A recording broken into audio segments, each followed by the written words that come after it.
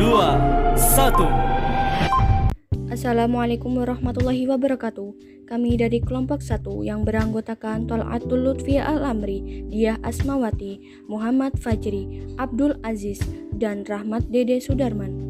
Untuk kali ini, materi yang akan kami bahas adalah yang pertama, metode pendidikan Islam, yang kedua, pendekatan pendidikan Islam, dan yang ketiga, evaluasi pembelajaran.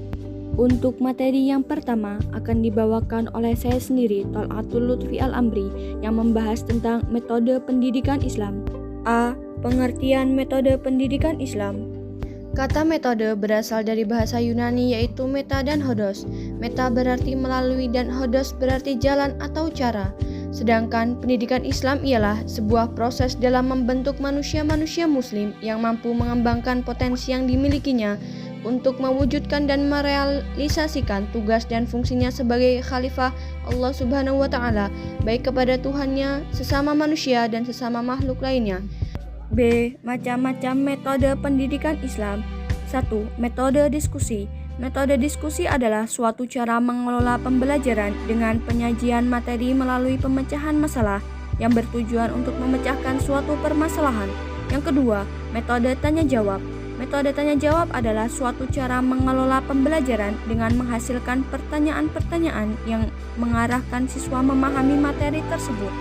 Yang ketiga, metode pemberian tugas. Metode pemberian tugas adalah cara mengajar atau penyajian materi melalui penugasan siswa untuk melakukan suatu pekerjaan, baik secara individual maupun kelompok. Yang keempat, metode eksperimen. Metode eksperimen adalah suatu cara pengelolaan pembelajaran di mana siswa melakukan aktivitas percobaan dengan mengalami dan membuktikan sendiri suatu yang dipelajarinya. Yang kelima, metode demonstrasi. Metode demonstrasi adalah cara pengelolaan pembelajaran dengan memperagakan atau mempertunjukkan kepada siswa suatu proses, situasi, benda, atau cara kerja suatu produk teknologi yang sedang dipelajari. C. Urgensi metode pembelajaran pendidikan agama Islam.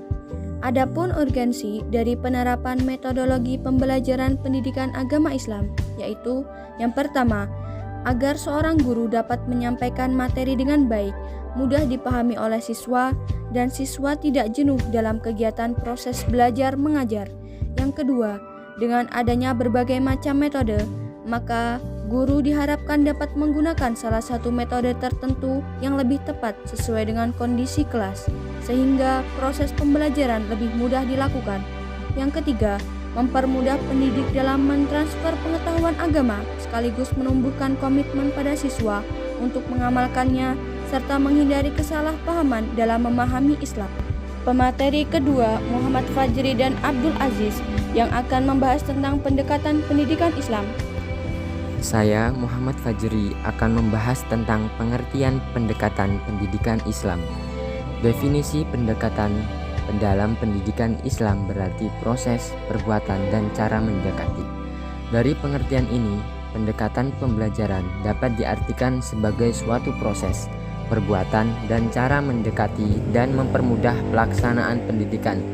Jika dalam kegiatan pendidikan, metode berfungsi sebagai cara mendidik, maka pendekatan berfungsi sebagai alat bantu agar penggunaan metode tersebut mengalami kemudahan dan keberhasilan. Selain metode-metode memiliki peranan penting dalam kegiatan pendidikan Islam, pendekatan-pendekatan juga menempati posisi yang berarti pula untuk memantapkan penggunaan metode-metode tersebut dalam proses pendidikan, terutama proses belajar mengajar. Saya Abdul Aziz akan menjelaskan tentang macam-macam pendekatan pendidikan Islam dan sifat-sifat yang harus dimiliki guru. Macam-macam pendekatan pendidikan Islam yaitu yang pertama, pendekatan psikologis, yaitu pendekatan yang tekanannya diutamakan pada dorongan-dorongan yang bersifat persuasif dan motivatif, yaitu suatu dorongan yang mampu menggerakkan atau menciptakan hal baru. Yang kedua, pendekatan religi, yaitu suatu pendekatan yang membawa keyakinan atau akidah dan keimanan dalam pribadi anak didik yang cenderung ke arah mendalam dan luas. Yang ketiga, pendekatan historis, yaitu pendekatan yang ditekankan pada usaha pengembangan pengetahuan, sikap dan nilai keagamaan melalui proses kesejarahan. Yang selanjutnya, sifat-sifat yang harus dimiliki oleh guru. Yang pertama, menggunakan bahasa halus ketika mengajar. Yang kedua, mengetahui dan menghargai perbedaan potensi yang dimiliki oleh setiap murid. Yang ketiga, mengarahkan murid pada sesuatu yang sesuai dengan minat, bakat, dan kemampuan siswa. Pemateri ketiga, Diah Asmawati dan Rahmat Dede Sudarman yang akan membahas tentang evaluasi pembelajaran pendidikan Islam. Saya Diah Asmawati yang akan membahas tentang pengertian dan tujuan evaluasi pembelajaran pendidikan Islam. A. Pengertian evaluasi pembelajaran pendidikan Islam. Secara harfiah, evaluasi berasal dari bahasa Inggris, evaluation, yang berarti penilaian dan penaksiran. Menurut istilah, evaluasi adalah suatu proses dan tindakan yang terencana untuk mengumpulkan informasi tentang kemajuan, pertumbuhan dan perkembangan peserta didik terhadap tujuan pendidikan sehingga dapat disusun penilaiannya yang dapat dijadikan dasar untuk membuat keputusan. Jadi, evaluasi pendidikan Islam adalah suatu proses dan kegiatan penilaian yang terencana terhadap peserta didik dari keseluruhan aspek mental, psikologi, dan spiritual religius dalam pendidikan Islam yang bertujuan untuk mengetahui taraf kemajuan dalam pendidikan Islam. B. Tujuan evaluasi. 1. Mengetahui kadar pemahaman peserta didik. 2. Mengumpulkan informasi. 3. Untuk mengetahui penguasaan peserta didik dalam kompetensi atau subkompetensi tertentu. Nama saya Rahmat Dede Sudarman yang akan membahas tentang C. Sasaran evaluasi. Sasaran evaluasi yaitu untuk mengevaluasi peserta didik, pendidik, materi pendidikan, proses penyampaian materi pelajaran, dan berbagai aspek lainnya yang berkaitan dengan materi pendidikan. D. Prinsip evaluasi. Yang pertama, valid, yaitu sesuatu hal yang menurut cara-cara yang semestinya atau sudah sesuai. 2. Berkelanjutan atau berkesinambungan. Yang ketiga, menyeluruh. 4. Bermakna. Yang kelima, adil dan objektif. Keenam, terbuka, ikhlas, praktis, dan dicatat atau akurat. E. Jenis-jenis evaluasi. Yang pertama, evaluasi formatif. Evaluasi formatif adalah evaluasi yang mengumpulkan informasi dengan tujuan memperbaiki pembelajaran yang telah diberikan. Kedua, evaluasi sumatif. Evaluasi sumatif adalah suatu metode pengambilan keputusan akhir pembelajaran yang memfokuskan pada hasil belajar. Ketiga, evaluasi penempatan. Yang keempat, evaluasi diagnostik. Evaluasi diagnostik adalah evaluasi yang memiliki penekanan khusus pada penyembuhan kesulitan belajar siswa yang tidak terpecahkan oleh formula perbaikan yang biasanya ditawarkan dalam bentuk evaluasi formatif oleh guru. F. Langkah-langkah evaluasi.